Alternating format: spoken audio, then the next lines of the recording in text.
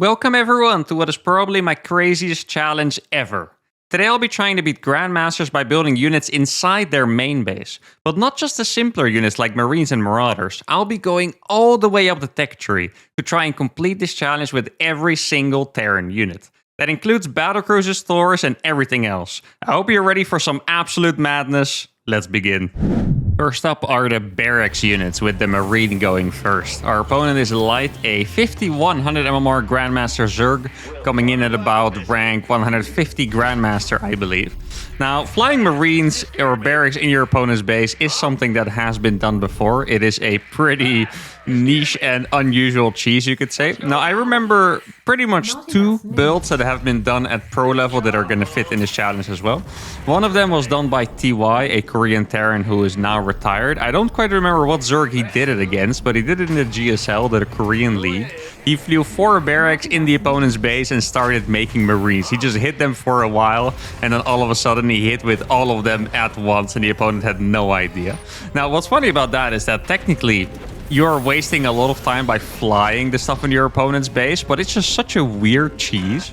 And if you think about it for a second, you would be like, wait, but Zerg has Overlord. They are going to scout this easier than any other race. But Overlord paths are pretty well figured out, and they don't usually involve scouting your main base, because why the hell would someone build or fly something into your main base? Usually the first Overlord goes straight across the map. The second one will chill around a little bit, maybe check the third base and the fourth base for proxy racks, and that's it. So what I made sure to do here with the barracks is make a little gap in between two of them so the Marines can hide there. Marines are good against Zerglings if they can kite. If you can't kite, you can always kite, but if there's no good position to fall back into, then you're gonna have a problem. So I just made sure to have a little bit of a gap in there, and here my Marines are into the main base killing drones already. Now the funny part for me here is that I have no idea if what he has is normal. Looking at the timer now, I can tell that the queen is a little bit early, so he didn't go for a typical macro build. But as I was executing this, I had no freaking idea whether what I was seeing was normal timing or not. Because believe it or not, guys, I know I do a lot of crazy builds. I don't usually spend my time flying 4 barracks into the Zerg's base and making a lot of Marines. Now, so far it seems quite strong, especially because I've already killed the queen. And here, that was his last chance, I think, to really defend this, pulling his drones and links together to go for a big surround, but that's where that little gap came into play. Now he's fighting without his drones. Pretty good micro there, and the Marines don't lose any, and our opponent says fork because he obviously realized he had lost the game. He said he had a blind counter. After checking the replay, I found out that he did actually play a very fast pool, but his units were out on the map, so he couldn't defend it, and that's the first game done. The second unit is going to be the Marauder, and we are playing against an extremely strong opponent. It is a semi-pro called Nikorak, who is about 6000 MMR. But this MMR is usually as low as he gets. I've even seen him at 6.3k MMR before, so definitely a very, very strong player. At this point, he stands at rank 22 Grandmaster in Europe, which really shows how freaking difficult this is going to be. Now, in the last game I mentioned that there were 2 builds in this entire challenge that I could see being used at pro level and have been used in the past. And this is going to be the second one. I remember this build very vividly from my times playing against Marine Lord, a French pro Terran player who is now an AoE 4 pro. You guys might know him from there. And he really liked doing this build at just very annoying moments, like in very important games where you wouldn't expect it. For some reason, he would fly 2 barracks in your base again and absolutely own you with it. Now, instinctively, this feels like a bit of a crazy build, right? Because Marauders, they're good because it is slow. You can run away and keep kiting your opponent's units. So why would you lock these units inside your opponent's main base where you can get surrounded? Well, TVT is a bit of a different matchup where you're always going to be very low SCV count, first of all. So even killing like 10 SCVs, if you have to sacrifice 5 Marauders for it or more, you're probably in a massively winning spot already. But the most important part here is that just no one expects these units in their main base. If you guys noticed, my opponent SCV scouted my base about 20 seconds ago, I believe. And what he's going to do now is he's going to prepare to defend 2 locations, probably against Reapers, or even if it's Marauders, he will still not defend this location. He's going to defend the main ramp and the Reaper jump-in spot, which is right above these barracks, by the way, so I'm lucky I haven't been spotted yet. But they're never gonna expect this coming from the main base. And then the third point is that Terran doesn't really build units early on that are good against Marauders. Reapers are not that good because they can't use the speed because they get slowed. Hellions are weak, Marines are not that great, Cyclones are armored, and here the attack begins already. Couple SCVs dying right away. And then I'm gonna walk back to a very similar choke that I had in the last game, where it's not the perfect choke, but I'm pretty much just trying to hide behind my barracks. Here the fourth Marauder is going to finish, and it's gonna take care of those two Reapers. Now, he did get a Cyclone out, and this is where you're gonna see the very heavy damage of the Marauders against armored kicking in. And there, admittedly, I got a bit lucky, because that Marauder shot just as it died, and that caused that Cyclone to die. Otherwise, it would have gone through the repair, and this probably would have been a tough one to salvage. But even then, look at how many SCVs I'm killing already. Factory has already started at home. Now, I do have to say, this build, I'm not quite sure if it's better or worse now than it used to be, because the Cyclones build so freaking fast. Like, no, I didn't expect that second Cyclone to finish already, but there it is. Now, what's nice about this is that the Cyclones can't really chase into the barracks, because then it will be next to where the Marauders spawn, and that's going to make that very, very difficult for him to survive with. There it survived on 1 health, but it still did a very significant amount of damage. And once again, my opponent has pretty much no workers left at this point. I'm going to kill another Marine. That Marauder had 5 kills, by the way, which is most likely going to be 4 SCVs and that 1 Marine. Now there, if you paid attention there, you would see that I made an armory. Just so you guys know, this is not some kind of super dank Thor follow-up that I had planned. I just misclicked the starport for some reason. That was supposed to be a starport, but I made an armory instead. Now at this point, the rush is over, and I am starting to go towards the macro game. I try to finish this Marauder one more time because I want to... I don't know. For some reason, I just felt like doing a little bit more damage, but now I have to fly away my barracks. If you look at my main base, my follow-up already looks pretty good. I have a Cyclone that's about to finish. Starport started, second CC started. And after gathering his thoughts for a while, my opponent decides to resign, having only 10 workers left against 24. The third unit is going to be the Reaper, and this is when I'm going to have to start being really creative. I pretty much exhausted the actual good builds already, and now I'm going to have to finish every other single unit by pretty much just doing an absolute insane build. So the idea I had for this one is that I would execute this build order against a Protoss player, because Protoss players very often will wall off the Reaper cliff. So I thought if I fly the barracks into his main and start making Reapers, you can circumvent the entire Reaper wall. At the same time, they will think that Reapers cannot appear in their main because they've walled off the cliff, right? So all the focus is going to be on the front. Now, I'm not quite sure if this opponent is actually going for a Reaper wall here, but that was the plan. And then the second part of this plan was that I went for a proxy factory, so I could pretty much keep feeding Reapers into the main base and Hellions into the natural and just make my opponent go absolutely crazy. That really was the entire plan here. I didn't have a follow-up plan or anything like that. I just wanted to make my opponent go absolutely insane. Now, my opponent here, before I forget, is a Barcode Protoss player, which is, in case you guys don't know, it's pretty much an ID that you take if you want to have your ID hidden. So instead of a real name, they are called a barcode. His MMR is 5200, which is about rank 120 Grandmaster. Now, I have 2 Reapers into the main base already. This was pretty much going to be a little bit of a suicide mission here. At the moment I dived into the mineral line, I knew that these Reapers were probably going to die. So I decided to kill a couple probes for it. But like I said, I really just want to create a lot of chaos. So this, for me, seemed like the right plan. Like, I could have, kept those Reapers alive and go again with 3, but keep in mind, he knows where the barracks is, so I really just wanted to keep going. I'm gonna get more Hellions as well. And I'm not quite sure what tech that was. I think it's either a Twilight Council or a Robo, but I'm not 100% sure. Now, keeping Reapers alive here is always going to be nice, because then I will be able to jump back in later. Keep in mind, if I have a Reaper alive on the... Oh, it was actually a gateway. If I have a Reaper alive on the outside, it gives me another point of entry. I didn't really think about that much until now, but that is a pretty decent benefit of this build. So normally you can come from the main ramp and from the Reaper cliff. Since I fly the barracks into his main base, you would think I can come from the main ramp and from inside the main base. But if I have a Reaper on the outside, I can come from inside the main base, the main ramp, and the Reaper cliff, having 3 points of entry, which is going to make it a little bit harder for my opponent to split his units. Now, you can tell that even though this build, I know it looked absolutely insane, it is actually working out very well. Like, you guys realize at this point, my opponent has no probes mining at all on the natural. I have a finished natural base, and I already have 2 starports building stuff. Like, I'm quite sure that we've actually managed to make our opponent go insane already. Now, this is a very important moment for this attack. I am about to have a 3rd Hellion. 3 Hellions against either Protoss or Zerg is the absolute magic number. If you get 3 Hellions inside your opponent's base, you will be able to one-shot probes with every volley. And you can tell that my opponent got absolutely bamboozled here by my unit movement. He thought he focused my Hellions down to move towards the bottom, but instead I clicked them around, and now I'm going to have this beautiful set of Hellions doing an insane amount of damage. The War Prism here tells me that he was really ready to move out, so that was a perfect time to go in there with the Hellions and stop him.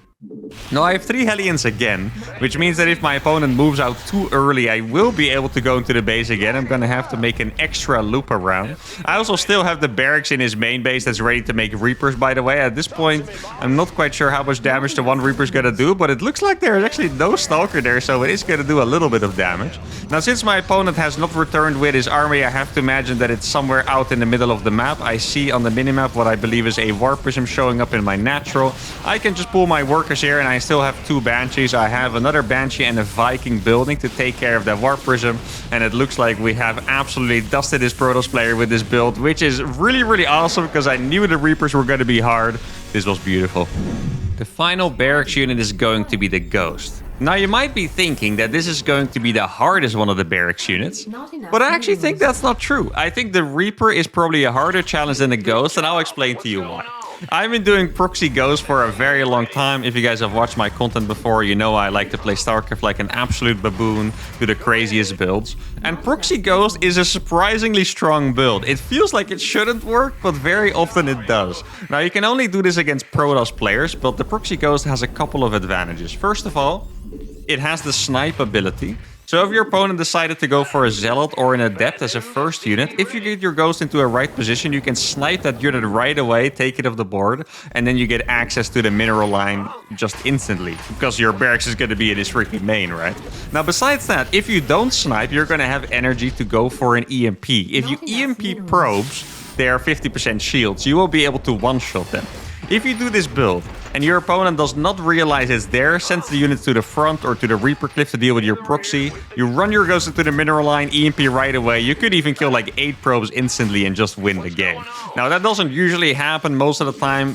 You know, they kind of realize something's going on and they sniff it out at some point. They should be prepared, and then it gets a lot more chaotic. But I have beaten really, really good Protoss players in the past despite them scouting it, because this build just causes such a crazy amount of panic. No one really wants to lose to it, and that's really funny. Now, before I forget it, my opponent is Funk, a Swiss ex-semi-pro who's currently about 5050 MMR for rank 160 Grandmaster. Now, if you guys realize this, we did get a little bit unlucky here. So the Zealot found my barracks, but I think that he was just trying to have it in position for a Reaper, and then he did find a barracks, so that is very painful. Now I'm going to start by EMPing the probes right away. I kill 3 probes instantly. As you can see through his units, I kill a 4th one. And then I decide to run out, because I think this is going to help me create a little bit of a distraction. I find another probe on the natural. And this is a very, very interesting thing that I just scouted there, because he didn't have a natural. Most of the time, how they play against this build is just to start killing the Ghosts with their Stalkers and make a natural behind it. But now I killed 5 Stalkers, while the opponent already made a bunch of batteries. Now check this out, this is beautiful. You can EMP the battery and the probes at the same time, and I'm going to kill another 5 probes with this Ghost. I just killed 10 probes with 2 Ghosts against the 1 base Protoss, which is absolutely insane. Now, at this point, I would say that a sensible human being would already stop making Ghosts. Well, you could call me that, but sometimes I'm also not, so I'm going to keep making Ghosts, because why the hell not? And here I was at home, I was making a second factory, because I was kind of worried that the counterattack would be a little bit too strong. I kill another 2 probes, and my opponent is down 12 probes, and I already have my command center building and 2 factories. Now, I did feel like I was being a tad greedy here, to be honest. Like, if you look at what my base has, it doesn't have anything. It has a 1 HP SCV that's building a command center, because that SCV was battling with a probe earlier on. And I have 2 factories building. Now, the thing that's really, really good for me is that Cyclone. I'm not typically a massive fan of the Cyclone these days. I feel like, especially in macro games, it tends to be a little weak. But one thing it does do well is defend you in the early game. So if he's going to go across with, let's say, 2 Stalkers, 2 Adepts, and well, 1 Adept and 1 Zealot, right, in this case. If I have 2 Cyclones, lock onto the Stalkers, I could kill the Stalkers right away. One of my Cyclones is probably gonna die, and maybe the other one can take care of the rest of the units, because an Adept might be able to escape with the Shade, a Zealot definitely can't escape. Now, I'm definitely happy with this move. I really like what I did here. I sent 1 SCV from home as I realized the barracks was getting low HP, just so I could repair that barracks, because the thing is, even though my challenge here, as long as I win the game, is technically already completed, right? Because I landed a barracks in his base to build Ghost, and it freaking worked. Like, I absolutely own this mineral line with it. I like to keep it crazy, and I like to experiment with new builds. And if you think about it, normally in PvP, you get Ghosts out pretty late, right? So let's say you have a 3-base setup, your opponent has Mass Stalker, Colossus, something like that. That's when you start getting Ghost and EMP a big army. But even early on, Ghosts have a lot of value. If your opponent once again goes for Zealots or Adepts, you can snipe those. If he goes for air units, such as Phoenixes and Oracles, those are energy-based, so you can make them entirely useless, besides Phoenixes against air, I suppose, or as some kind of scout. And even if it's like a bunch of Stalkers, you can EMP them all, basically just killing the unit for 50% early on, which is really, really crazy. Now, he decided to drop me in the main base. At this point, I realized there was an observer over there, and that is another usage of EMP. That is definitely not why I made the Ghost, but why not? And yeah, in case you guys don't know, you can indeed EMP a unit to detect it. Just a hint, before you guys go out on the ladder and do that, it doesn't work against burrowed units, okay? So please do not try to run into a bunch of lurkers and EMP them. You have been warned. If anyone here does that, it is absolutely not my fault, okay? Now here I'm going to be able to kill that Warp Prism. I'm going to lose at least 1 Cyclone for it, but that is obviously very, very worth it. If you guys have played a lot of ladder against Protoss, you will know how good Warp Prisms are, so trust me, you're going to be happy every time you kill that.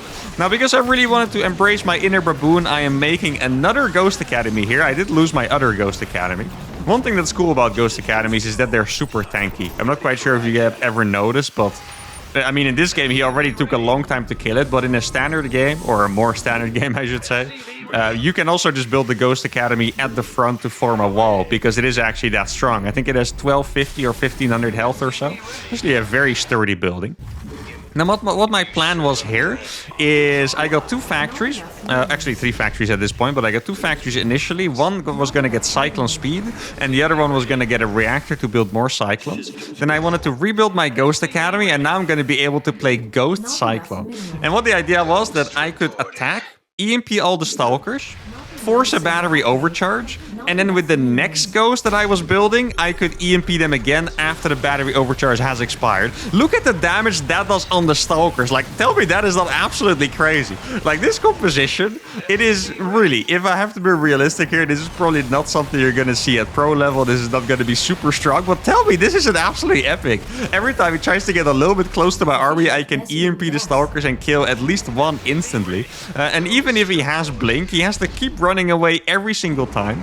And if he once runs out of battery, like if he doesn't have the overcharge, here he's definitely going to have to overcharge because he hasn't used it yet, I can just go on top with the Cyclones. There I literally I'm not sure if you realize, I literally one-shot a Stalker with the EMP plus click combo. Now here, he used the battery overcharge, so what I'm going to do is I'm just going to wait for my next EMP, and then I should be able to absolutely obliterate him. I also brought a tank along that's going to help me with all of these armored units a lot. Then there we go. EMP goes on right away. All these units are super low HP instantly. My tank is not even going to die. All those Stalkers are going to fall. And this build was an absolutely massive success. That was it for the barracks units, and now it's time to ramp up the difficulty and try to complete this challenge with the factory units. The first unit up is going to be the Hellion. Our opponent is Goro Majima, a 5.4k MMR Protoss, which should be about rank 80 to 100 Grandmaster. Now for this build, I'm gonna take an idea that I had a long time ago. In fact, I did a certain build against Zest, a Korean pro player, all the way back in TSL. This is already a couple years ago, maybe like 2020 or so, where I went for just 1 gas, barracks at home, trying to make my build look normal. And then I would proxy both a factory and a starport and go for a 3 Hellion drop. And basically what you were gonna do is you attack at the front with the Marines, you distract them, and then you drop 3 Hellions into the main base, and they absolutely ravage everything, right?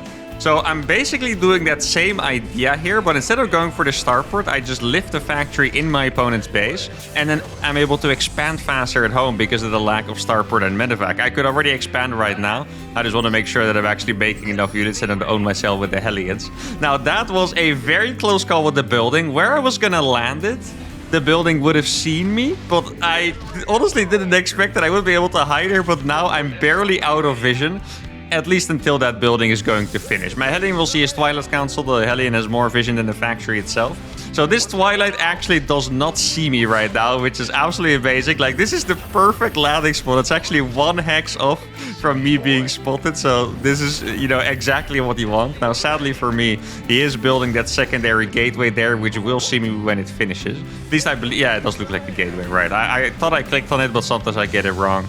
For some reason, it is not super common for Protoss players to build their buildings there. It's more often that they build it at the Reaper Cliff or in the wall at the natural, but it is what it is. Now, what I was trying to do is just wait as much time as I could until that gateway finished, because I didn't want to be spotted. I'm very happy that that cybernetic score was not blocking the freaking Hellion path there, because I'm pretty sure it could have. I don't think he placed it well enough, honestly. But we're going to be able to get in here and do a lot of damage. I already killed a bunch of probes, and now the Marines are going to come in as well. Sadly for me, he does have the battery at the front. The battery should be able to prevent pretty much all damage from the Marines, at least until I link up with the Hellions. That's when he uses the battery overcharge, and I will probably be forced to back off here. Now, this is the point where you have to start being smart with the unit movement. It's going to get a little similar to the Reaper challenge we did, where I have a couple of units in the main base, a couple of units in the natural, a couple of units outside of the natural, and you just have to make sure that you keep outplaying. Here I was really annoying in the main base, so my opponent sent a Stalker too far forward, loses a Stalker to the Marines, and these are exactly the kind of moves that you want. Meanwhile, on my own base, I'm already going for the double starport, and I have a functioning expansion.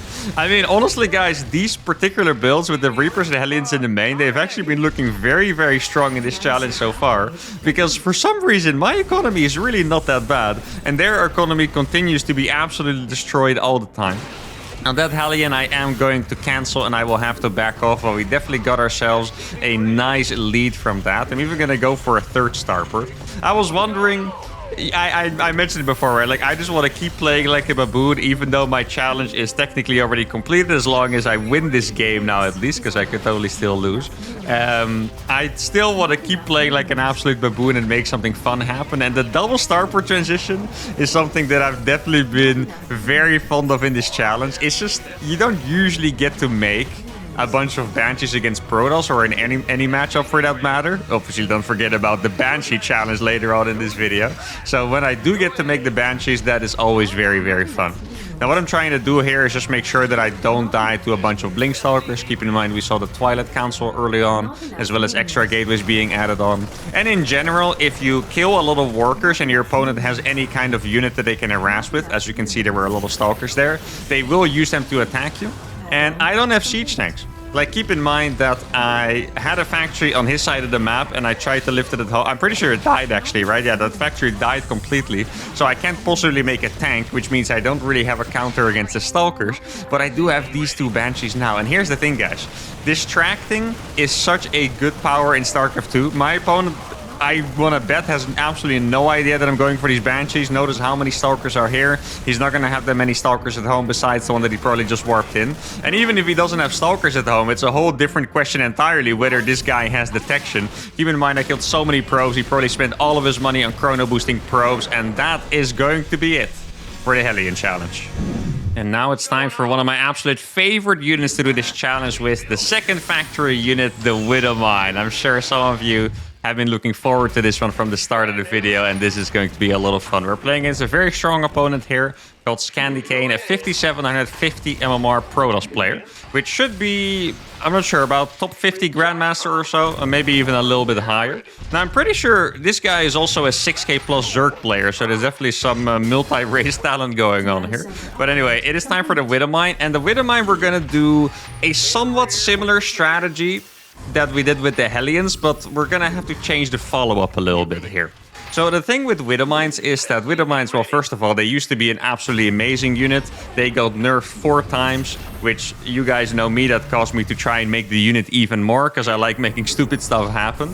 And now you're probably not going to be able to kill a lot of probes with it. It's not permanently invisible. They get warnings when the Widowmine burrows next to their mineral lines, etc. So it's going to be pretty hard to do damage with this. So what I wanted to do was, instead of just killing a couple of workers, I wanted to set up a really good follow-up timing attack.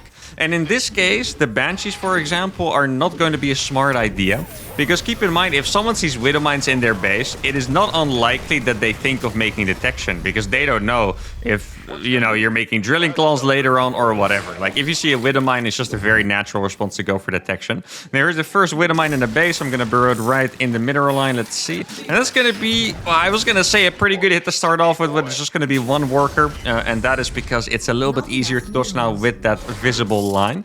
But judging from how it's going so far, I really like this distraction. My opponent did not manage to catch that Widowmine right away. And I think there was actually a pretty good start. Now back at home, I'm going to go for a second barracks, and that's going to be the real follow-up to this. Yet again, we only killed 1 pro, but we did lose him a little bit of mining time as well.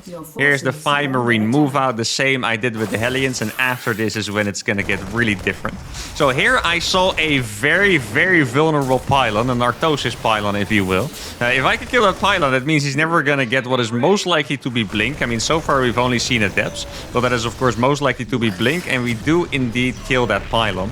Now, I'll be honest, I was kind of killing that pylon through the Adepts, hoping that it would distract him from my Widowmine coming in. But he did still dodge the Widowmine pretty well, so that was a little unfortunate. But we do manage to kill both of the Adepts here. Make sure I don't lose that Marine to that 1 probe. And we still have 2 Widowmines in his main base. Now, what's really lucky for me, I'm not quite sure if you guys realize, but that Twilight Council on the right side is still darkened out. That Twilight Council is actually not reached by the new pylon that he built, which means that, once again, what is most likely Blink is not actually researching right now. Now, he does have 2 Stalkers already. The gateway is actually powered, so he is going to be able to climb up in unit count a lot. That is our first properly good Widowmine shot of the game, I believe, getting us 4 kills. And our follow-up back at home is looking pretty solid as well. Now, I really just wanted to try and keep pressuring non-stop, because at some point he's going to be tempted to... Oh, I just killed my own Marine there, I'm pretty sure. He's going to be tempted to go and try and clean up that factory.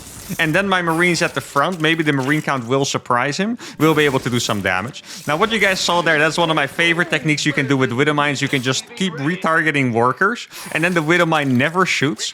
And then what ends up happening is that your opponent needs to make detection because it's going to stay invisible. This is one of the tricks you can do to make it actually be invisible for a long time. And now I did it for so long that my next Widowmine is already out here. Keep in mind, he's not mining at all from this. Now I am going to take the opportunity to target one of those Stalkers, because keep in mind, I do want to hit very strongly with this follow-up push.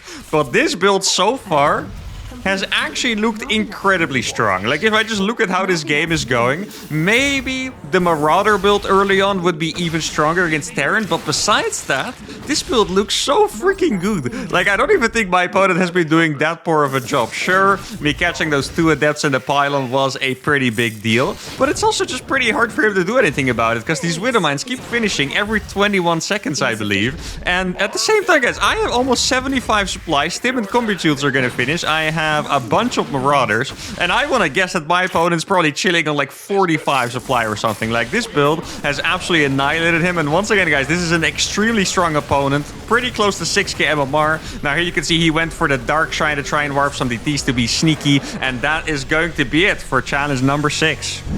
The third factory unit is going to be the Cyclone, and this is going to be a special one because we are playing against none other than Harstum himself. Harstum Sterren is going to have to defend our absolutely ridiculous Cyclone build here. Now, at this point, we have exhausted all of our somewhat normal options. Up until this point, I would say that the build orders, for the most part, have been kind of reasonable. Like, obviously not the best strategies ever, but there's something, you know, I could see myself using at some point. But now every single unit from now on is going to be absolutely ridiculous. Now, what I decided to do here was go for a factory at the home first, and then proxy a second one. In TVT, it's pretty normal to play double gas, so you make a lot of higher tech units early on before expanding. And I thought it would be smart for me to have an army at 2 fronts, basically. So here I'm going to be able to distract him, and then all of a sudden, there's also going to be a Cyclone on the front. Here I'm going to be able to do a lot of damage to that Cyclone already. That was a very good little moment here. Get the Marine as well. Cyclone in the main is absolutely popping off still. Now this is obviously going to be a bit of a...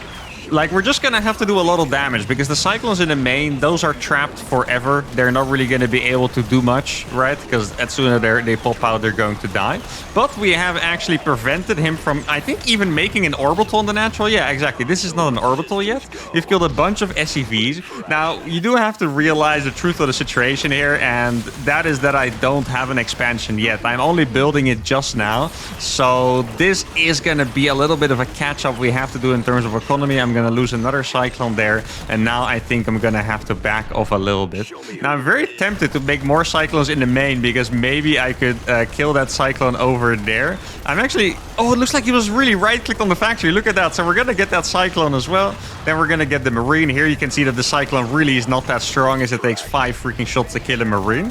But we have done a lot of freaking damage here. Some more mining time lost for him as well. Now he was really trying to get my Cyclone at home, and we're gonna kill that too. And what is the situation of the game now? I don't freaking know. I would love to explain it to you guys, but it's not easy to explain. I guess the situation is that my economy, even though it is behind in some ways, where I'm gonna have a way later orbital for the mule, I probably have a couple more SCVs. And because I'm a little insane, I didn't just proxy the factory, I also proxy the starport after that. This was actually intended to maybe save some Cyclones in the main base, but that attack already kind of ended at this point, so now I just decided to bring the Cyclones from my main all the way to his main base, while also making a Liberator behind. Now, I have to say, even though this kind of build is definitely ridiculous, this is the kind of build that I feel pretty comfortable with, because normally StarCraft 2 is a very meta game. Like, your opponent knows the meta, they know the build, they know how to respond to stuff. When I do stuff like this, I notice that they always just completely lose the plot. Like, they don't really know what to do anymore. Their patterns all fall away. And I can tell that even though my builds are objectively not that great, my opponent gets ruined by it more than I do for the most part. Like here, I feel like Hearthstone is having a really hard time dealing with this, whereas I would play a normal game, I don't think I would even be in this good of a spot. Now at this point, I have a Liberator. He doesn't have, I believe at least, a Viking yet, so he's going to try to get in range of the Liberator. The Liberator is not going to die. The Cyclone drop gets in, and just like that, Hearthstone actually has to concede. Unit number 8 is going to be the Siege Tank. Our opponent is a Grandmaster Terran called EU Server Noob at 5.5k MMR, which puts him at about rank 60 Grandmaster on the European server. Now, I'm not quite sure if you guys would have expected this or not, but the Siege Tank was actually one of the more complicated units to try and make anything out of, because tanks, I know they're pretty good.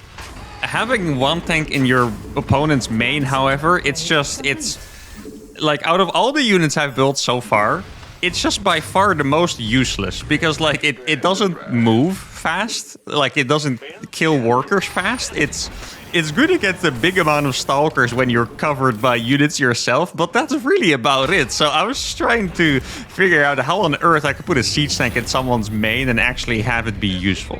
So I decided to go for just one factory this game, unlike the last one, of course. And then I was going to proxy a starport behind it as well. Now, what is kind of shocking here is that I find my opponent doing a pretty insane build himself.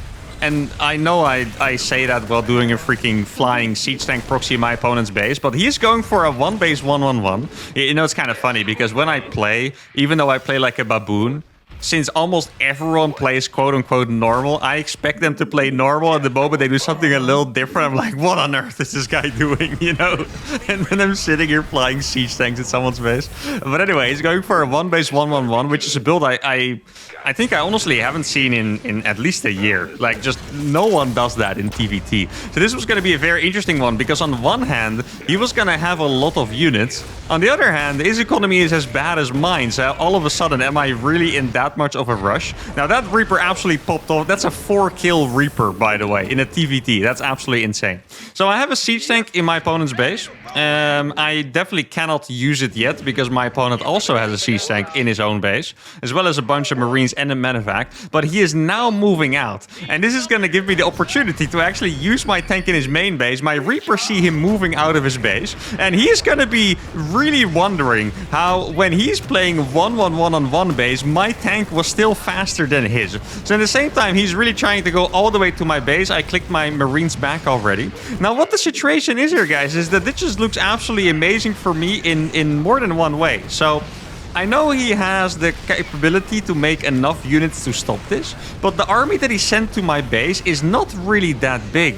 From what I could see, it was like 6 Marines and a tank and a Medivac. That is pretty killable by just my own 5 Marines and my SCVs. This game was so incredibly confusing that even though I won, I decided to rewind and check what the hell was going on. And I saw that my opponent was standing in the middle of the map, completely indecisive because of 2 tanks and a Medivac that were ravaging his main base. The final ground unit is going to be the Thor. We are playing against Jan, a 5.6k Grandmaster Zerg player. Once again, around rank 50 Grandmaster.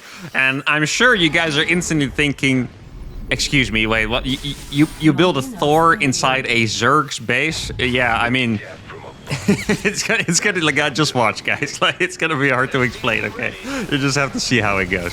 So this game, I did a completely different build order from what I have been doing so far.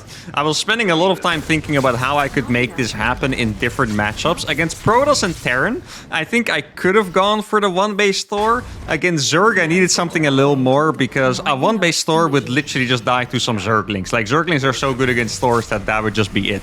So what I decided to do was I went for a Reaper expand, started making Hellions from home, made sure that everything looks at least normal enough. Not completely normal, but normal enough. Then make a second factory in a spot where I thought there was no Overlord and fly the factory in his base to make the tech lab. Now, this is going to... I freaking love the execution of this strategy because it just looks so dumb having that factory right next to Creep. Just so you guys know, I'm not sure if I mentioned it in... I think we only had one game against Zerg so far, but Creep doesn't actually have vision itself. It's either the Creep tumor or the hatchery that gives Creep that gives vision there. Now, just to not confuse you guys, if you guys wonder why on Earth I was just killing my own SCV, it's because I needed one supply for something. I think it was probably the Thor, so that's important, so I just killed one of my own SCVs real fast. Also could have killed this 1 HP Hellion, but the SCV is just what popped up in my mind. Now, just like in the game with the Cyclones against Hearthstone, I also proxied a starport out here, and I had an incredibly cool idea in mind here. You guys are gonna have to check this out, okay? So what I decided to do was, keep in mind, if you make an armory for the Thor, you can also morph your Hellions into Hellbats, which are really good against Lynx. So what I decided to do was send the Thor into the main base, kill whatever I can, and then, when he pulls his Lynx to the main base, I lift over the Thor and drop it on top of the Queens.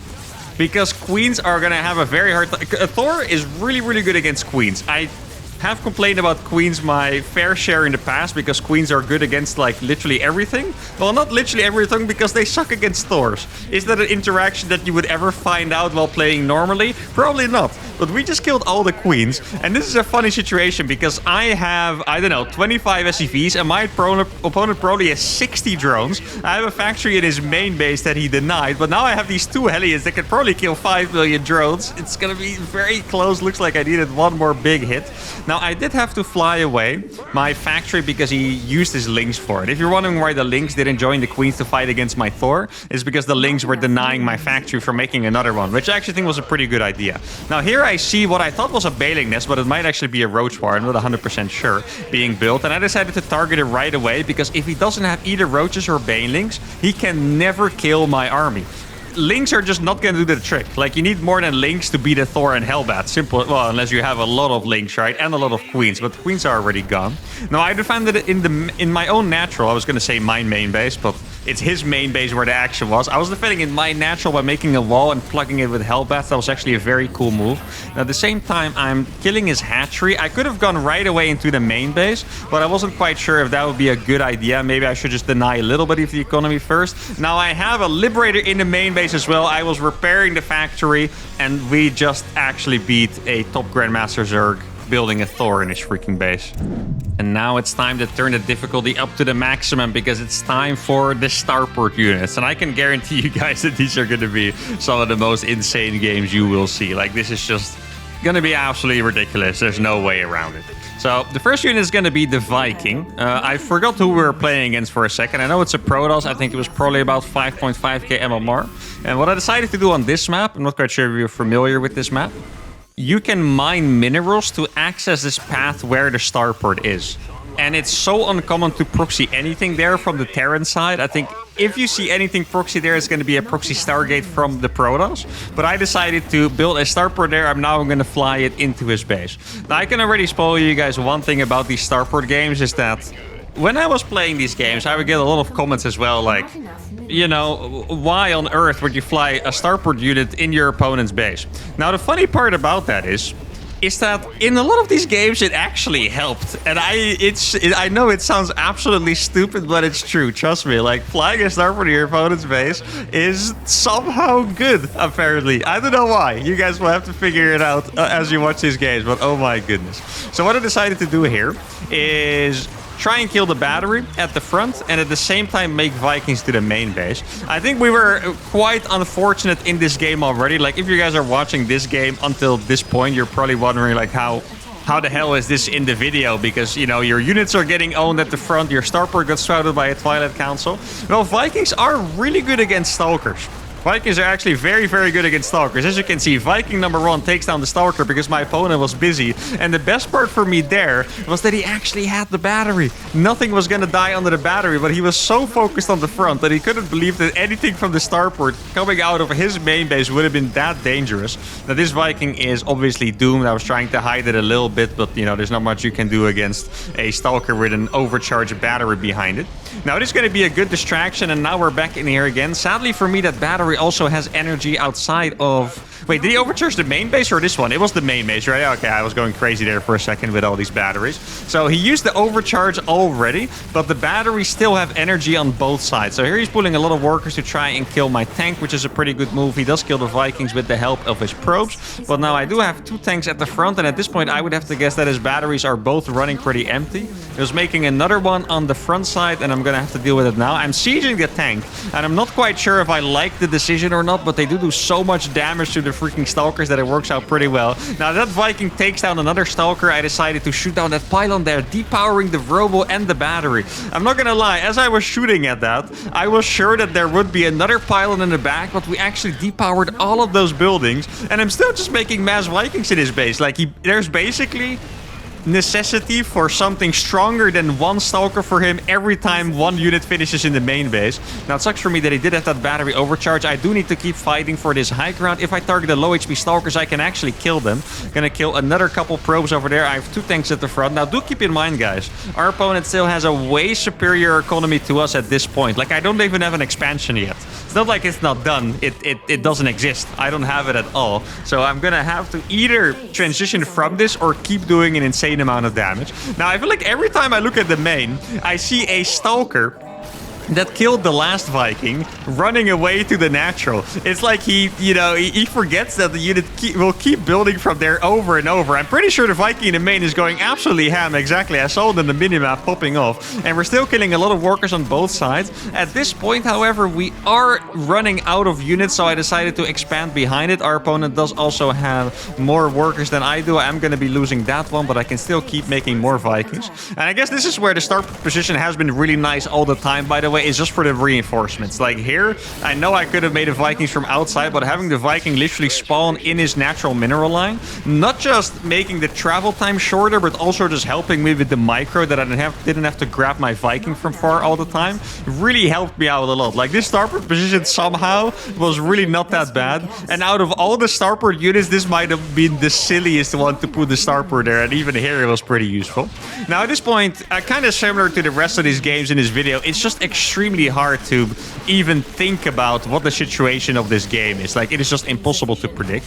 Now at this point, I actually got a tank in his natural because he was chasing my Marines all the way to the right side. I have one Stalker. You can tell that he panicked because my tank suddenly showed up and he's moving all of his Stalkers towards the tank because I sees it in his natural. This Viking is going absolutely ham in his main base again. Look how many kills this Viking is getting. I think it's going to be on 10 kills when it's done roughly, and that's absolutely amazing. Now we did lose our entire army and our opponent's army is way stronger than us.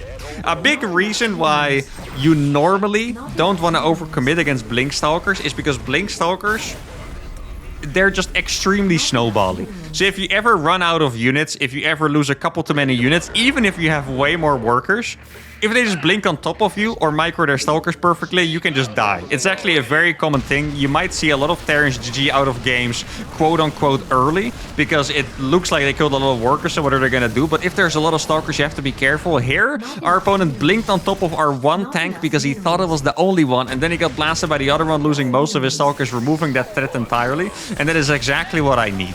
Now, looking at the money situation, I would actually guess that we're slightly behind here. I wonder if you guys came to the same conclusion, because we killed so many freaking workers, but his natural was still pretty much fully saturated, and I don't even have an orbital yet.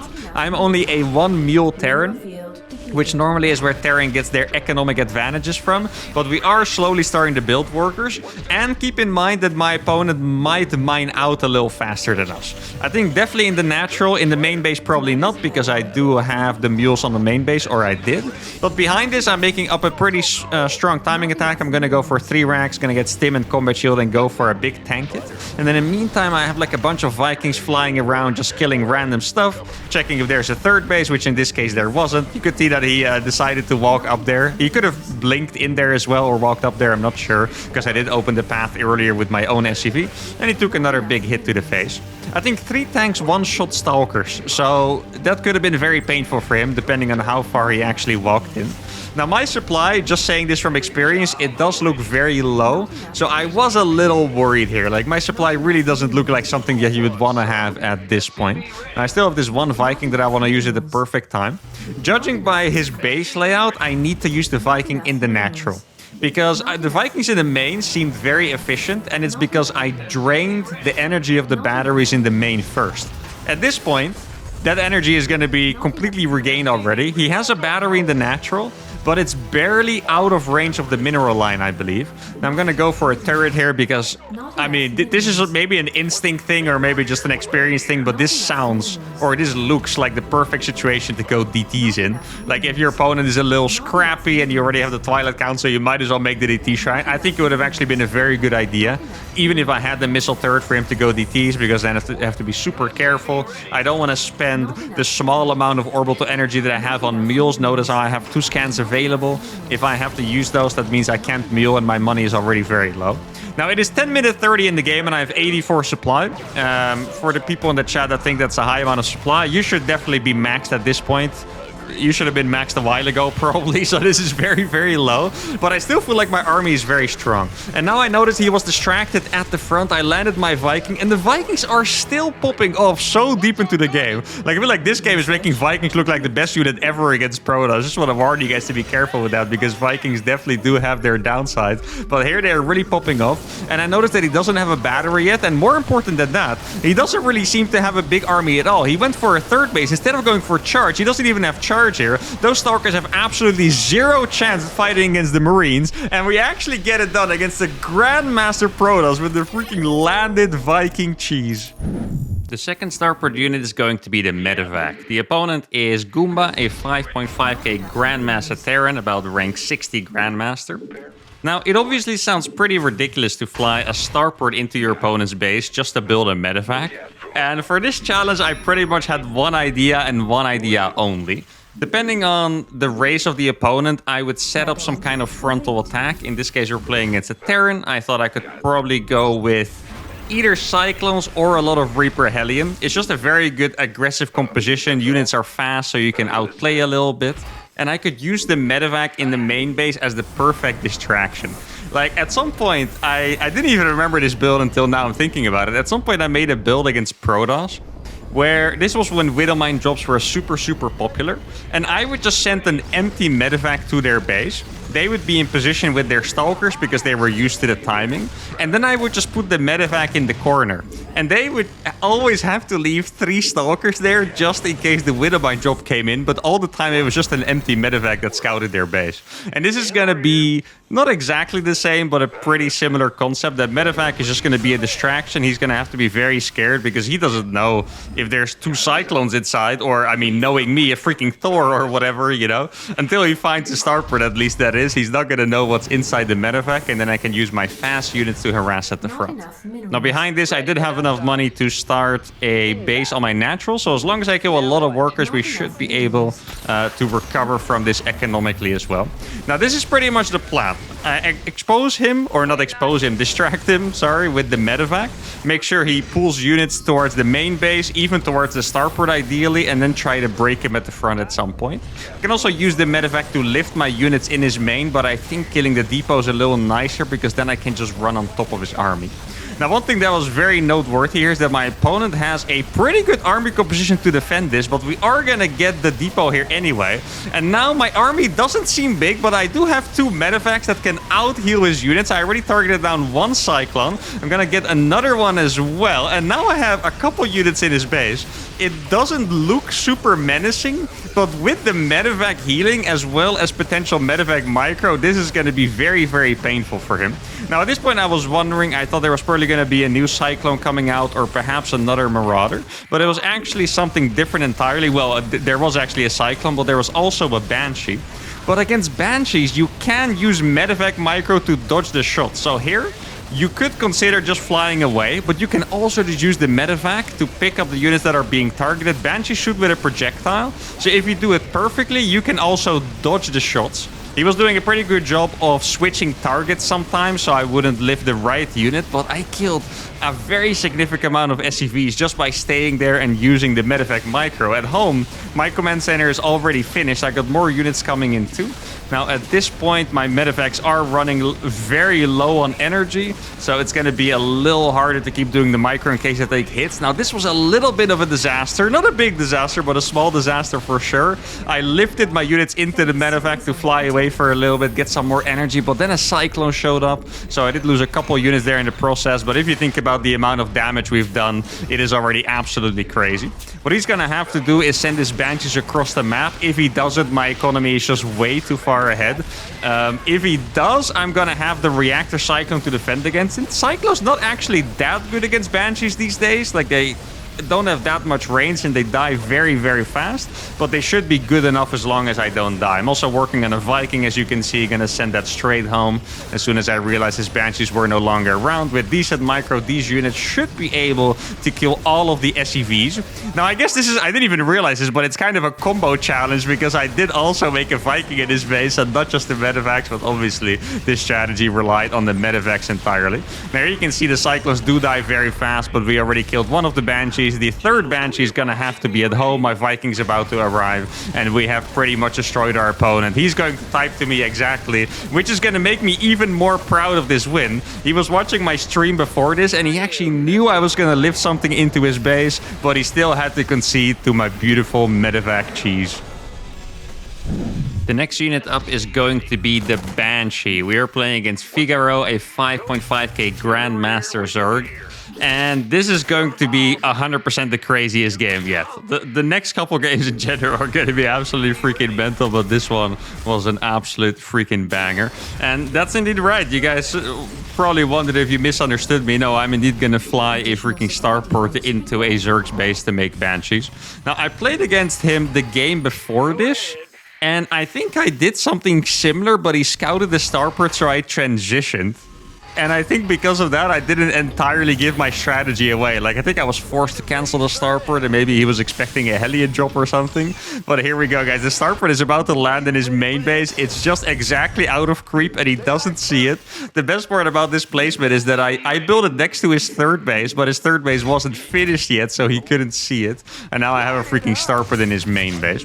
Now, a lot of the times when I played against Zerg in any of these starport attempts is that I try to go for a really fast factory at a home and just use my Hellion pressure to distract the Zerg. Kind of similar, kind of the opposite of the last game, right? The last game I used the Medivac to distract the Terran pretty much while using my Reaper Hellion. When I play against Zerg, I use my Hellions to distract the Zerg and then make something in the main base. And try to get like a lot of drones or anything really. It's, you know, when you play against Zerg, you kind of have to play a tough game of finding the weakness. Zerg players don't usually have that many weaknesses because it's a defensive race, so they're usually pretty well set up. But sometimes there will, for example, be one base without a spore. This base doesn't have a spore yet, for example. You can tell that he has a roach warren, meaning that the Banshees could also be great in the fight. And I really can't believe I'm getting away with this right now. I have a Banshee just waiting there next to his main base that also finished in his main base, and I'm making another one. I really thought I would have to use this right away, to be honest, but I think since the cloak is not finished, it's probably smarter to wait outside there, but I really can't believe that I'm getting away with it. So another thing I did to counter the potential roaches from the roach warren, obviously, is to make a couple Cyclones from home. That's also going to help me pressure a little more. You can't really pressure a Zerg with roaches with Hellions. You can either drive by or not do anything at all. But wait, he just scouted it with a queen. Okay, that's so funny. Look, this is a perfect timing as well, because my cloak just finished, which means I'm going to be able to take down the queen. There we go. Queen number 1 is dead. He's distracted at the same time at the front because of my Hellions. I managed to click those away on the minimap. And now I have a couple Banshees in this. I already killed 3 queens, and normally killing queens is not as good as it feels like, because the queen is such a strong unit. Anyone that will have played against them will know. But killing that many queens, lowering the defense by that much, especially when I'm making Banshees, is a fantastic feeling. Now he's going to try to go up to the starport with his roaches, but this is where the Banshees are obviously very good as well.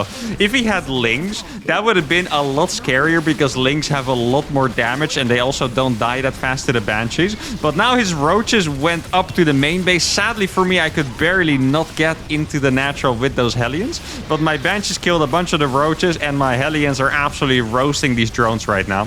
Now, one thing to keep in mind is that this is not a normal game. This is not an efficient build that I'm doing. So very often when you look at something like this, it kind of feels like I'm absolutely crushing the Zerg. But my own setup back at home is pretty terrible. Like at this point, my production is 1 factory, okay? I'm making 2 Cyclones from 1 factory. Cyclones are not the best unit for macro games at all, and that's it. I still do have the starport in his base, which is still creating 1 Banshee. I wonder, he targeted a tech lab with his roaches. I wonder if he actually realized what he was killing. I'm not quite sure if you guys even realized what I was building.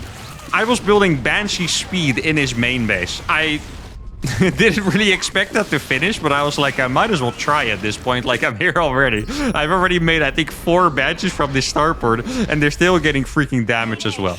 Now, in the background, I am transitioning to mech. I don't really think a bio transition would make any sense here, to be honest. Like, when you play bio, you're always playing a bit of a momentum-based style, and clearly there's no macro momentum I have here whatsoever. At this point, I would probably barely be starting my stim, which means the first time I can attack is in like 2 minutes or so, and that would probably even be without the 1/1 upgrades. So that really wouldn't be that strong. Now, my starport in his main base is still going pretty strong. I have a lot of Cyclones to take care of these roaches, which is nice. I just scanned to make sure there wasn't anything hidden up there. Now, he doesn't have roach speed yet, which is making these Cyclones way more effective than they normally would be. Normally, Cyclones against roaches is... It's a decent trade if you really have a lot of Cyclones. If it's like 50-50, then it's all right. If it's not, then it's not that good. But the roaches didn't have speed, meaning he wouldn't be able to jump on top of my Cyclones, giving me a lot more value. Now I'm going to go up to even more factories.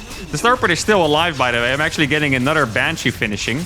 And he doesn't have a spore in his 3rd base. Guys, I cannot believe it, but the freaking 5th Banshee... It could be the 4th, actually, but I think it's the 5th. The 5th Banshee that I built from his main base is still finding damage. How is this an incredibly successful build so far? I have absolutely no idea. And knowing me, of course, I'm not going to give up on the Banshees just yet. I'm going to land the starport next to his 4th base. And this might actually be a good bait as well. I think most likely, since my Cyclones aren't out on the map, he's going to be able to force a lift off on that before I get there. Exactly. It is Ooh, okay, I was gonna say it's still alive, but it was about to die. I feel like I've done this move like 3 times in this video already, where my building that I lifted in their main base is basically dead, so I have to pull SCVs from home to freaking repair it. But I was gonna say I could bait the roaches and then use my Cyclones to kill those roaches and get more Banshees out, but sadly the roaches were fast enough that I had to lift it away. Now, I did manage to kill a lot of those queens. I think it was probably 3 or 4 high energy queens that I killed. Sadly for me, the roaches are on my side of the map. Now, I do have to say, normally this looks like a pretty poor position, but my opponent's economy has really not been that great, and these roaches are doomed to die, which is going to remove the snowball part of it by a lot. Now, we did get a really good flank here by getting a lot more roaches rallied in. That's what's annoying going up against roaches, because they can make so freaking many of them. But with good enough kiting, we should probably keep a couple of these alive while killing every roach, and I already have the 4th base behind it. So the SCVs that I ran away from my 3rd, they have been happily mining all this time. And my economy and my situation is still pretty good. Like, normally, what I was going to say is in these situations, you don't already have a 4th base, so then you're just not mining and your economy is absolutely terrible. But here, throughout all of this, it was pretty fine. We're still at 130 supply, which is probably around what my opponent has, but at least that's the situation that I'm expecting here. It's really hard to predict how it goes because, yeah, I don't, proxy Banshee in my opponent's main base every game and make 6 Banshees from it. But I think we probably have about the same supply with me having a slightly higher quality just set up in general. Like, I have a lot of factories, albeit I am making Cyclones from them, which is not a very high quality composition. But I feel like compared to roaches, especially if he doesn't have, let's say, infestors yet, it is going to be pretty good. Now, I got another Banshee finishing from that starport, which is really nice, because now I'll just be able to shoot the roaches away, and I'll be able to land the starport again, so I can go up to maybe 10 Banshees. Now, here I saw for the first time that he was making Hydras, and the Hydras are obviously meant to be the counter to the Banshees, which was quite interesting to me, because I feel like normally you don't get in this situation where you make so many Banshees that they feel that they have to make Hydras to counter them. Now, that was a really good little trade by me because I got a couple of the Hydras, which is just going to make my Banshees more effective. Normally, you counter... Oh, this is actually awesome here. We're getting so many of these Hydras. I think we killed at least like 5. We're actually going to kill all of them. I think there was 8 to 10 Hydras going down for very little loss. I mean, normally when I dive in with Cyclones, I always lose units, so I'm not quite sure if I actually didn't lose anything, but it felt like it at least, which means it must have been a pretty good trade.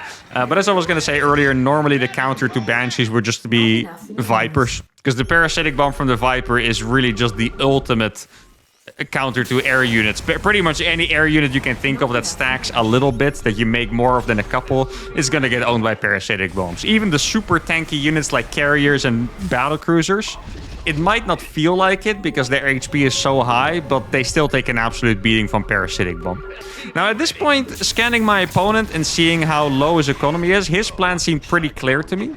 I wasn't sure if Vipers were going to be in the picture, but it definitely seemed like he wanted to do some kind of maxed out Roach Hydra big attack here. As you can see, this is when the Cyclones definitely do struggle, because I did lose a bunch of those.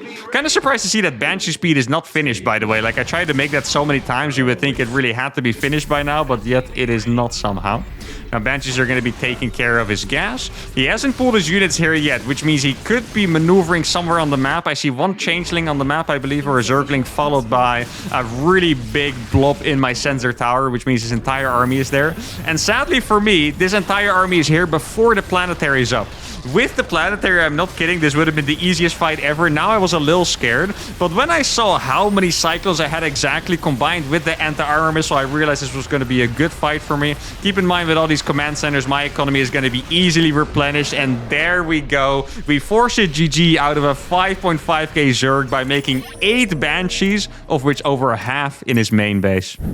Unit number 13 is going to be the Liberator. The opponent is Abobik, a 5.1k Grandmaster Terran. Now, this game did start a little bit rough, because just as I was placing down the starport, my Reaper got grenaded, and now I have to do a little bit of micro dancing to make sure I don't just die to this Reaper. Sometimes in early game TVT, this can be incredibly punishing, because if he jumped up into my main base, he probably would have wreaked a decent amount of havoc, at least before that Hellion finished. But anyway, the Liberator in the main base is a strategy that, this is probably going to surprise you guys, but it's a strategy that has actually been used before in pro play. Not normally, however, it's mostly a very specific situation. And obviously, I mean starport in the base, right? Not a regular proxy Liberator, but flying the starport in the base. It was mostly used by TY back in the day, one of the absolute best Korean Pro Terran players. And he would use it when he was getting proxy Reapered. A Liberator really fast is a good counter to proxy Reaper because they will probably not have anti-air by the time your Liberator arrives. And then because the main base is the last place you would ever scout for a proxy, and because you also don't have extra depots to build with a cheese like that, he built it in the main base with his SCV if he felt like his SCV was not spotted. Now I'm pretty much gonna execute a similar tactic to the Medivac challenge. It's gonna be a little different because with the Medivac challenge, it was really all on the Medivac to do the distraction and the units at the front dealing the damage. Here, both sides can do damage. So I don't care which one of the two parties distracts him, whether it's the Liberator or the front attack, I'm going to be fine with it. Now here you can tell that his units are clearly not in position, so I want to guess that his Cyclone is probably already on top of this Liberator. But without the Cyclone, his units are not that good against my Reaper Hellion. As you can tell, he's definitely struggling to clean these units up. Already lost a bunch of SCVs. I got more units coming in now too. There, I did see something a little worrisome, and that is that the tank is already out. Really good focus fire on that Cyclone, by the way. Now, at this point, we were in a pretty weird spot because we killed a lot of workers. He hasn't found the starport yet, which is very nice. Well, one thing that was kind of a recurring theme, by the way, throughout all of this is that very often my opponents would scout outside of the base for the proxy starport and not find it because it was in their main base. And here, you would think, well, the starport's right there, the Liberator came from there, why is he not killing it? But he, at this point, still has no idea that it's actually in his main base, unless his Cyclone would have seen it. But it is indeed a little bit of a weird spot, because my eco is going to be alright. We're definitely way later on that second orbital for extra mules. But we did kill a lot of workers, and we also killed a decent amount of units. Now, he's going to build his third command center. That's actually hilarious. He's building his third command center next to my freaking starport. I'm sending my Liberator all the way around, because I'm sure he would have clicked some units toward that starport right now. Actually, very smart positioning by him to cover that. And here he's going to do what I talked about before, is that they always feel like killing this starport, even though there is technically not that much threat coming from it. And that Liberator, if you look at the minimap, is actually still alive. Now, what I really wanted to do as a follow-up to this is use a strategy that would still use the Liberators in some way, and that is going for air control. So back in my base, I made a second starboard on top of a reactor. It's already going to make Vikings. And I'm going to see if I can make something happen with Viking Liberator later on. Now, if he doesn't have a Viking, these Liberators would kill his stuff forever, because you can easily cover enough ground with 2 libs for the Cyclone. But sadly, that is not going to be the case, because he did make a Viking. There's also a Banshee in my base. And at this point, you might think that I'm absolutely dead because, you know, he defended his base. He's already on 3 CCs. He had a cloak on that Banshee even. Completely did not expect that. I hope I didn't scout it and just didn't see, because I really did not expect that. Now, I did kill his Cyclone with my Liberator. That also means that my starport is still alive. It can produce another Liberator. Now, I still have a couple units at the front as well, but it's going to be very hard to make use of those. I'm going to use that Liberator. I could be flying away that starport, but I figured it was probably going to die anyway, so I finished the lib and I'm going to use it. And now I'm going to use the initial Liberator that I had to siege the tank at the front, which is going to be a very powerful move. So that tank is going to die right away. I got another Liberator over here. You can tell that he probably F2'd his army around. Here I got extremely lucky because he unsieged his tank right as I went in. So he's going to lose another tank to that Liberator fire. He's going to use the Raven auto turret there as well. And now all of a sudden we are in a slightly better spot. Now I did lose my starport that was proxied. Well, it feels weird to say it's proxied, to be honest. I literally built it in his base. Not really a proxy anymore. It's a part of his civilization at that point, right? But that starport died, but I do have 2 at home now. The Liberators did a lot of damage. And we are once again finding ourselves in an incredibly weird position. Perhaps the weirdest position we have been in so far. I would guess that we have to be behind in general. I'm not quite sure in terms of SCV count. It's also very good that we killed those tanks, by the way, else he would have had a little bit better of a push. But now I'm going to use the air control that I was intending to use with the Liberators to put on a little bit of pressure. If I'm lucky, I might be able to find a Raven here and there, maybe that one Viking that he built, or any potential follow-up Vikings or Medivacs. Now, it doesn't seem like he has anything at home, which could mean his army is in the natural, or it's all the way across the map already. Gonna land my Vikings into his main base, and these are gonna do a crazy amount of damage, but at this point I was pretty certain his army was on my side of the map, and Judging by how late they arrived back in his main base, I think they might have actually been all the way in the middle of the map before he decided to come back. Now, this is an absolutely ridiculous follow-up. I think for the most part, I'm going to say that very carefully because I have done some weird stuff like the Cyclone Ghost stuff, for example. But for the most part, my follow-ups have been relatively normal, like some kind of bio follow-up or maybe even the mass Cyclones in the Banshee game. I mean, it's not completely normal, but it's somewhere in the realms of normal. Here, I'm just straight up playing mass Viking after going for that Liberator proxy. And one thing I love so much about doing challenges like this, that I go up against really strong Grandmaster players, but they somehow still really struggle with defending the absolutely weird stuff.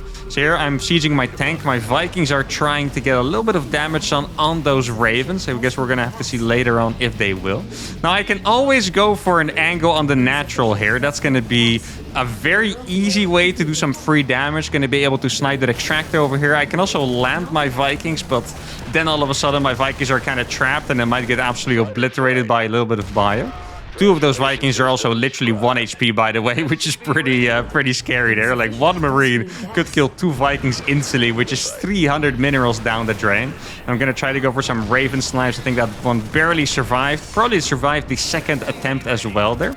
Now, I have 2 tanks. The hardest part for me here is that the opponent most likely has interference matrices, but I'm going to go in here and snipe the Vikings, and that's going to be, or snipe the Ravens rather, and that's going to be very, very annoying for him to deal with. Now he's not going to have the interference matrix. That's what I was going to say. Interference matrix on the tank would be absolutely brutal. He's losing a lot of stuff in the main base to those Vikings. Those tanks actually killed an insane amount of stuff, and he's losing so many freaking SCVs here. I see the tank is sieging, so I'm just going to lift up away, get my Vikings back to safety. I might be able to snipe those Medivacs as well. There was one more on the other side. That Medivac is also going to fall, and our opponent has to go for a pause rage quit against my beautiful Liberator opening. The second to last unit is going to be the Raven. Now I can tell you guys that these last 2 games are the ones that probably sparked me the most joy. But in particular, this Raven game was absolutely epic, and the Battlecruiser, which is the next game, is... I mean, obviously, that's just the peak of ridiculousness for this challenge, right? Like, I don't think there's going to get anything more ridiculous than that. So that is going to be absolutely awesome. Now, the strategy here is pretty much to just create mass harassment.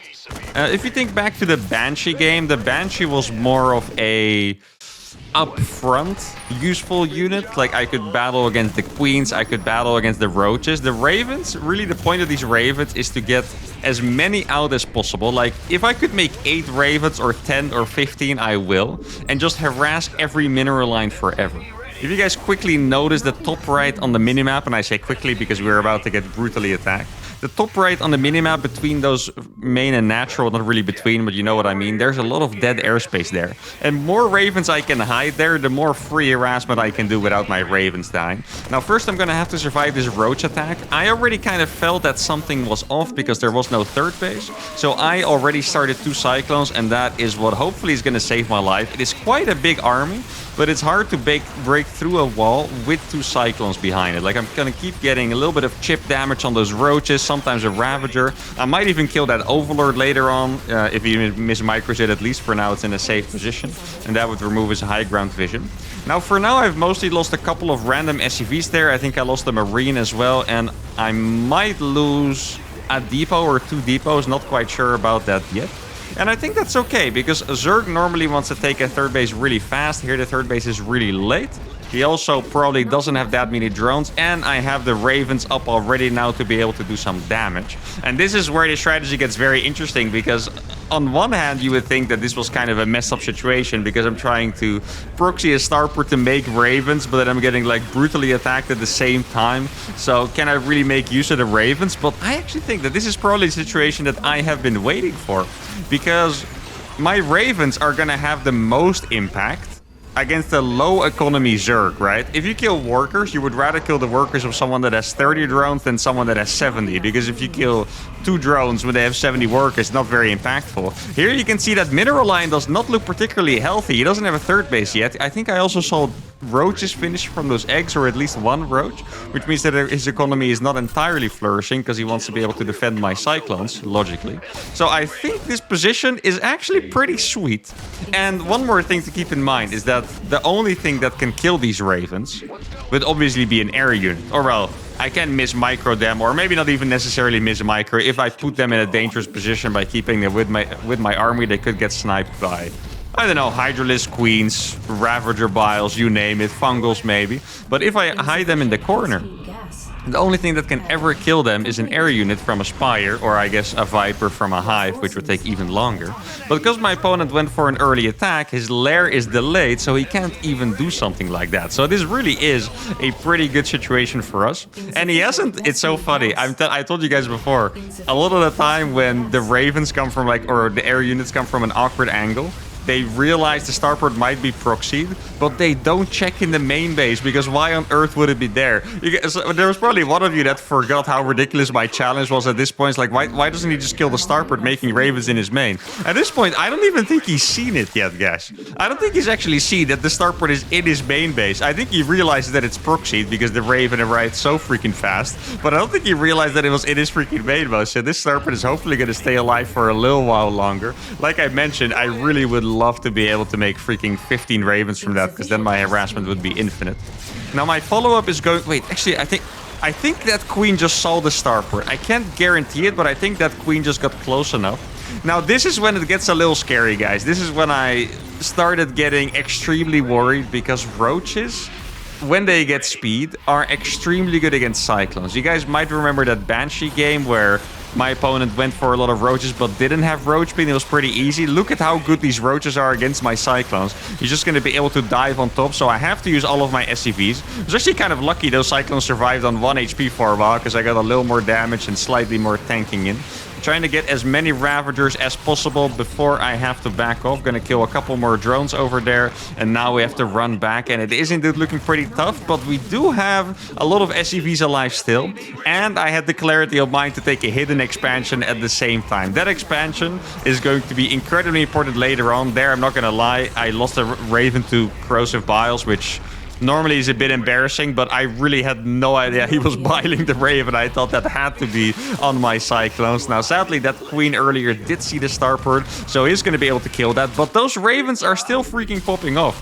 And I can always just fly away the starport and start making them somewhere else. Now, if you guys had a quick glance at that third base, you would have noticed that there were not that many drones there, which made me believe that my economy is still better. My army is definitely worse, because once again, mass Cyclones are just not going to do that well against mass speed Roaches. But I do have the hidden base, and that could really help me later, because if he denies my third base, he might start getting comfortable. This is pretty much the best possible scenario for a hidden base. Sometimes when you play a completely standard macro up game, you might feel like you're not even getting a benefit from the hidden base, because, you know, you spent money to build it. Your opponent's also just going to be expanding, and especially Zerg. Usually a Zerg's mission is to be as greedy as humanly possible. So you might not even feel like you get anything out of it. But in this scenario, my third base is clearly not going to be mining for a while, if ever, but I do have that hidden base on the bottom left, and as a Terran you can use it to drop mules as well, which is going to give me a decent source of income from there, while at the same time not mining out my other two bases as fast. Now, I'm not gonna lie, it looked like I was just gonna die here, but then this one tank finished. This one tank is the only reason why I'm somewhat safe right now, because tanks are so good against Roaches. Look at that one tank doing all the work.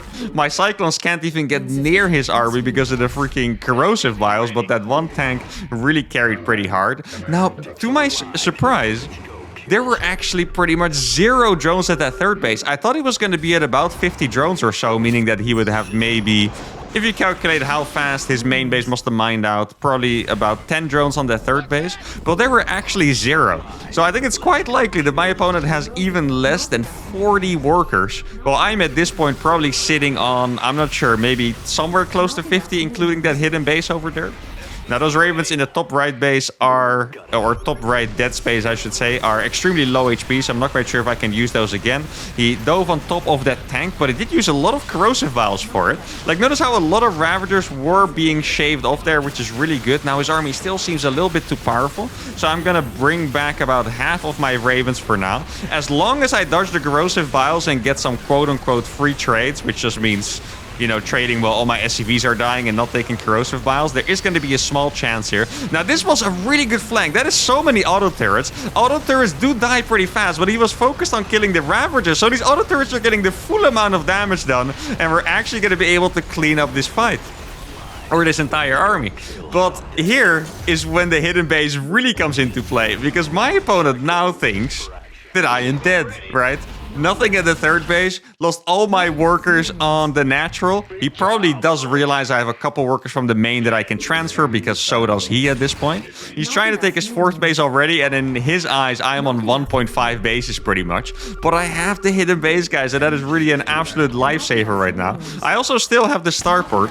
Here I'm going in. I know getting surrounded is pretty dangerous, but I realized that I had a lot of auto turrets that I could drop, which are going to help me a lot in this fight. As you can see, a lot of those roaches are struggling. Sadly for me, the Cyclones are still taking a bit of a beating. It's kind of hard to judge exactly how that fight went, but in the end, I would say that I'm slightly unhappy with it, because I do just need a little bit of...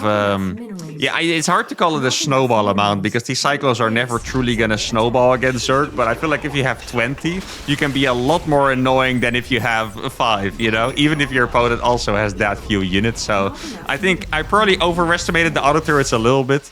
It's kind of funny, because I'm very well aware that the auto turrets after a couple patches are quite weak, but because they did so freaking well in the Ravager fight, I think I just assumed that they were also kind of gonna pop off there. So, I mean, I guess I took one good trade and one slightly worse trade, so in the end that is okay.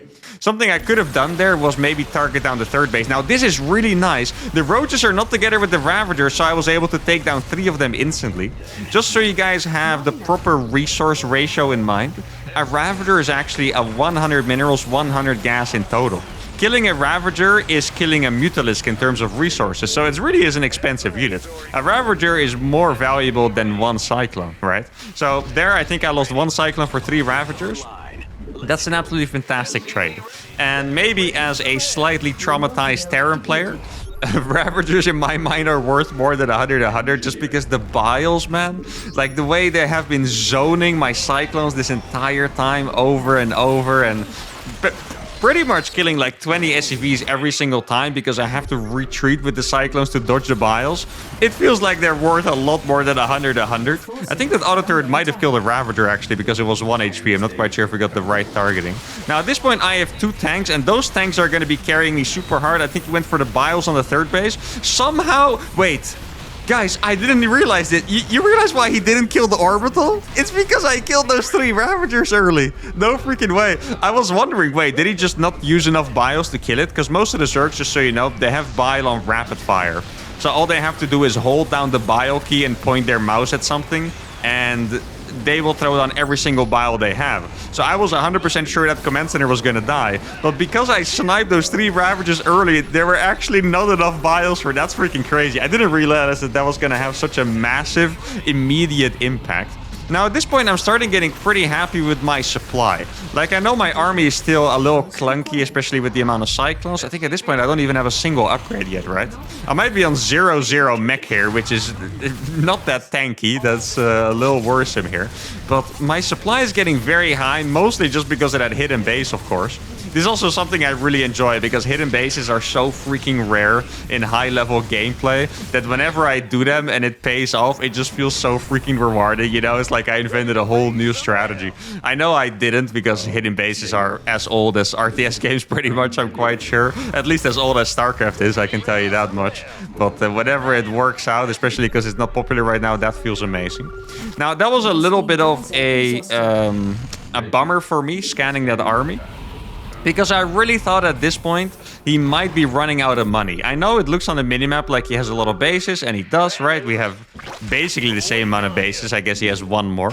But since he didn't have so many drones earlier, and since I took a couple of really good fights against his army, I was really hoping that he was kind of running dry at this point, but his army still seems pretty massive. It's probably pretty close to maxed, and he has the infestors. Now here is when I did a classic uThermal move. This is one of my absolute favorite moves that I always did in my pro career, is whenever, even if I wasn't planning on attacking, if I noticed that my opponent spent too many units going back, I would instantly grab everything, and literally I would use F2 for it too. I would just use the all armor hotkey, grab everything, and move across the map. Because when you have siege unit, doesn't matter if it's siege tanks or liberators, or in some cases even widow mines, in particular against Protoss, getting in position is just so incredibly powerful.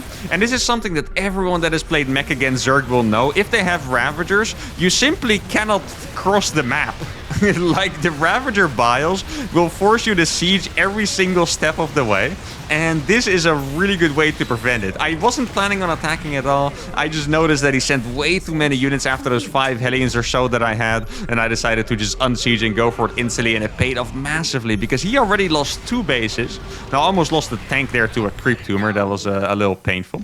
At this point, I'm somehow, you know, getting a bank. I really didn't think we would ever be rich in this game, but we are somehow growing a bit of a bank. So I decided to add a couple more armories as well as a couple more factories. Now, that tank, literally as soon as I sieged it, I thought to myself, that's not a good position for a tank, and it instantly got biled. So I guess I was correct there.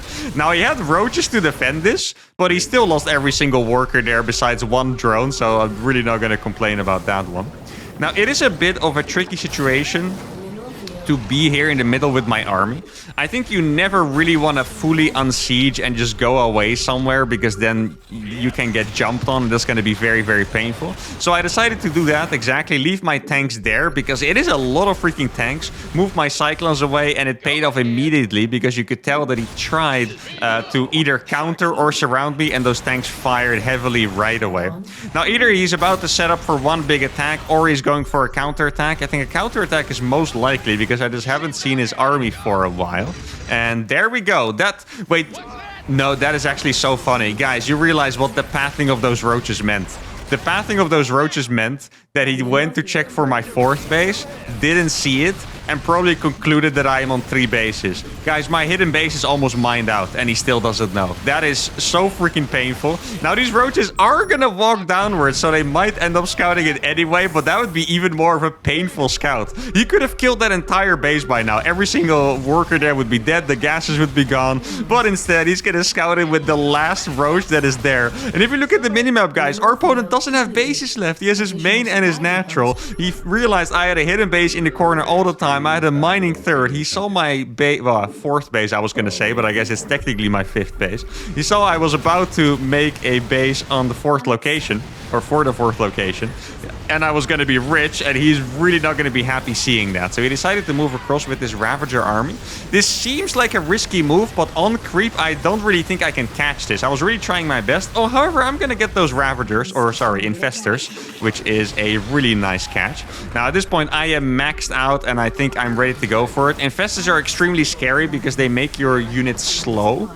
And then the corrosive biles are gonna hit hard, but here I am maxed basically. Now, I did see a couple Broodlords here, which I didn't expect, but there's absolutely no way he has money for a lot of them. It is only 2 Broodlords. I'm gonna jump on them right away. His Ravagers are not in position, and that's gonna be GG. And after 90 minutes of an epic battle, we get a super high MMR Zerg with the Raven Cheese. And the final unit is obviously going to be the Battlecruiser. We are playing against Acid, a 5.2k Grandmaster Terran. And we're playing on Alcyone, which I think somehow is the perfect map for this challenge. So, I mean, besides this really good early game, by the way, where I killed a Reaper and an SCV, I want to take the time to tell you guys about why. So on this map, you have pretty much a second side to the map, which is the right side of the map, and you can only get there by mining out minerals. Now, there are a specific couple matchups where this is more common. Like, I think in PvP, for example, it's pretty normal to put a Stargate there and people scout for it. But when you play in a matchup like TVT, where it is pretty crazy to proxy something like that, no one is ever really going to check that side of the minerals. And on this map, there aren't really any good proxy spots that are not on those side of the minerals. So it's a perfect mind game, because your opponent probably thinks that they have seen everything there is to see, but then they haven't. And then there is a freaking BC in your base all of a sudden. Well, I don't think that's ever happened before this, but you guys know what I mean, right? A Liberator or something, I don't know. But anyway, one thing that's cool about this build is that making the Battlecruiser there is actually the best possible location you can make a battlecruiser from. And I know that sounds absolutely ridiculous, right? Because first of all, you can fly it in. Second of all, you can teleport it in. But it's still true that that is the best possible place for a battlecruiser to finish. And I can explain pretty simply why.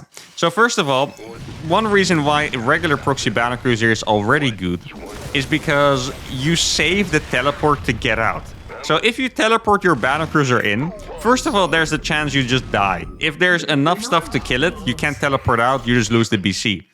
You also have to retreat way faster. Because if your BC is like yellow-orange health, you already have to get out because you can't teleport out. If you proxy the BC, you can have it in there and get it as low HP as possible, get as much free damage as possible, and then teleport out. And then, on top of that, why it's even better to fly it in the main base is just because it's a couple seconds closer and you need to make the fusion core anyway. So this is, if you think about it, the literal best place to make a freaking battlecruiser from. That is really funny because he did end up finding the starport. That's going to give space for my Hellions and Reapers to do a lot of damage. And the army that he has right there, guys, I'm not going to lie, that army would lose to one battlecruiser. Battlecruisers are really strong in Cyclones. I'm really just buying time. Notice how I'm moving my units to go back around to where the battlecruiser is. So the battlecruiser finishes. I'm making sure to target the Medivacs so he can't pick up the Cyclones. He noticed it in time and picks them up. Now this battlecruiser is going to destroy the tank. And I didn't even know what he can do against this. Like, this one BC is probably going to kill everything he has. Cyclones don't have that much range, so they can't actually escape the battlecruiser that easily. Medivac is about to die. He clicks it away. Now I can click on the Cyclones. The Cyclones die extremely fast. Make sure to target the Medivac so he can't fly out. The Cyclones die as well. Now, I think at this point he has moved... Yeah, he's moving the starport away to the reactor, so he's going to be able to make double Viking. But his battlecruiser already has 13 kills, and it's going to get a whole lot more. I'm working on a second battlecruiser as well. And back at home, I already have a freaking command center. I had no idea what my follow-up was going to be this game, but I already have a command center back at home. I also have a Cyclone to follow-up, and that's just it. This build might have been the most ridiculous. It also might have been the absolute strongest build that I showed. At least it looked like it, because this was freaking insane. There was absolutely nothing that he could do about it. And that was going to be the final challenge for this video. We did it with every single unit besides the SCV. I was actually considering doing the SCV as well with a planetary rush, but then I was kind of like, the SCVs would have literally zero impact, so I'm not quite sure if that's in the spirit of the challenge, but that's going to be it for today. Hope you guys enjoyed another absolutely ridiculous uThermal challenge. If you did, give the video a like, subscribe to the channel. Let me know in the comments which epic, ridiculous challenge you want to see next, and I will see you all for the next video. Adios.